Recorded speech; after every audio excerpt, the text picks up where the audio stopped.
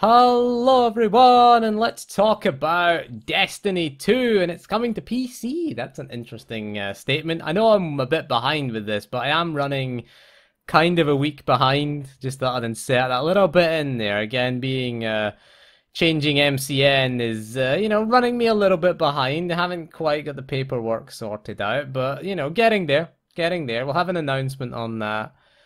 Probably before this video goes out, probably will. So, Destiny 2 is coming in September apparently of this year of 2017. Now, the original Destiny, I was quite excited for. It was an was an MMO, or it wasn't an MMO. They couldn't decide. It was an MMO, I would say, barely, really. It was, it was a massively multiplayer online shooter. So I would say it had MMO elements to it. We'll give it that, okay? MMO elements. And it was what was it? A shared world shooter, okay? Which is an MMO, in other words, it is. The original was quite disappointing, I would say. I was so disappointed in the original. It just lacked a huge amount of MMO features. Like, let's just not call it an MMO. Let's call it a shared world shooter. Alright, World of Warcraft then is just a shared world RPG then. Fine, okay. I'm gonna call it that then. But it did lack things like guilds, it lacked things like a decent sort of group finder system at least. The best way to find groups for raids was you had to have 6 friends that played Destiny. Like, Jesus, that was trying to convince 6 people to buy Destiny was pretty difficult, to be honest with you. And then convincing them to buy it on the same platform, because of course it didn't have cross-platform multiplayer, which was interesting. But yeah, trying to convince 6 of your friends to buy that. I think I convinced about 2 people, and every one of us stopped playing it at the end of the month.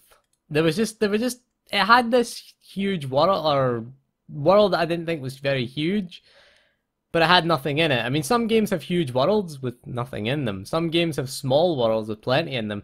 Destiny managed to create a kind of small worlds, series of small worlds with nothing in them. Nothing of interest in them, really. It was always the same enemy types, the objectives were the same, the story was non-existent, practically. I just got so bored with it, and at the end of the month, I mean, I was playing it with 2 other friends, and I was like, nah, I'm out of this at the end of the month. And you know what? I was out of it as well. I agreed with them, like, yeah, this is pretty crappy, and actually was gonna quit SWTOR and play this.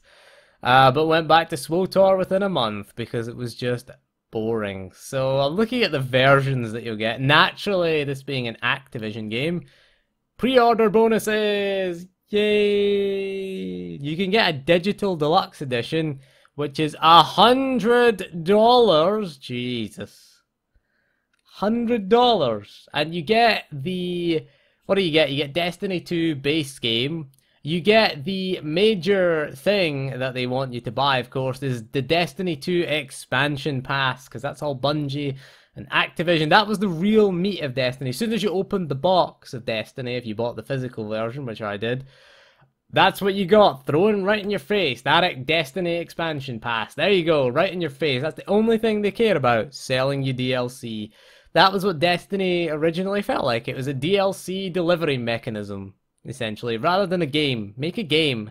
Don't make a DLC delivery system. You get premium digital content. Not just digital content, but premium digital content. You get a legendary sword. Ooh. You also get a legendary player emote. Oh god, gotta have that emote. What was the emote? You could dance in Destiny. You could dance. It did have a slash dance, so, it's the first thing you do when you play an MMO. Check that it has a dance emote. Okay, important. That's important. So the emote's important. Establish that. You get an Cabal Empire themed emblem. So worth $100, isn't it? Take my money, Activision. I worked hard to earn that money, and I'm gonna give it all for a legendary player emote. Twice the price, really, of a normal PC game. To get a legendary player emote, I'm so gonna want that. You can buy the limited edition, which is a physical edition, which of course comes with the Destiny 2 base game, which is not important. Remember, the Destiny 2 expansion pass, that's the real important. Again, this costs $100. You do get a limited edition steelbook case, which I used to be a sucker for in my younger days. If it's got a metal case, I'm buying it. Oh, a metal case, I'm buying it. Growing up now, not going to buy it. Don't care if it's shiny. I don't care. I've grown out of shinies, okay? You get a Cabal-themed collector's box containing a booklet. Ooh, a booklet for your $100. There you go. It contains secrets into the Cabal Empire. But it is only a booklet, so it can't have that many secrets. It would be a tome if it had a lot of secrets in it. You get a Cabal schematic. Ooh. You get collectible postcard images. My god. Why have I not pre-ordered this by now? Collectible military pawns. I nearly read that as prawns. And I was like, whoa, you get fish with it. It's like, oh, I'm so buying it if you get prawns with it. No, it's pawns. And you get the premium digital content, including the emote, importantly. That emote, very, very important.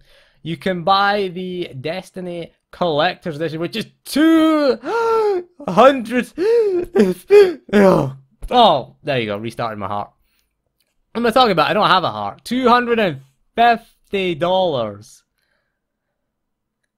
Jesus. For this, you get a man bag. Shit, you know. What are you paying $250 for? Well, you do get all the stuff that you got with the Legendary Edition and a man bag. A Destiny 2 Frontier bag, to be precise. Is a customizable bag that can be worn as a backpack or a messenger bag. Yeah. It is a 15-inch laptop tablet sleeve. You also get a Frontier kit, which you get a solar panel USB charger. That'll be useful in Scotland, really. We never get any fucking sunshine here. Seriously, we did get sunshine yesterday, but that was one day, you know. Some countries, summer is a season. In Scotland, summer's a day. Or sometimes an afternoon, maybe. Yeah. We had our day of summer. And back to rain.